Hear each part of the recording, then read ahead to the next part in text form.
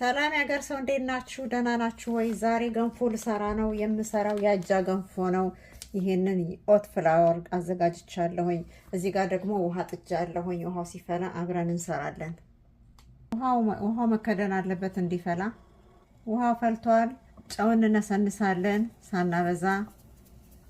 ከዛ ውሃው እንደዚህ ልክ እንደፈላ ዱቄቱን እንጨምራለን። በጣም በፈላ ውሃ ነው ገንፎ የሚገነፋው። በነገራችን ላይ ዱቄቱ መነፋት አለበት። እኔ ነፍቻለሁኝ። ዱቄቱ ካልተነፋ ስናገነፋ ይቋጠራል።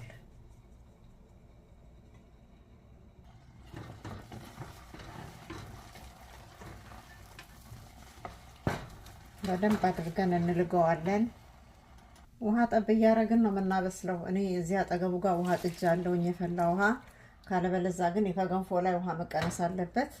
እንደዚህ እያደረግን ክድን እያደረግን ማብሰል ነው።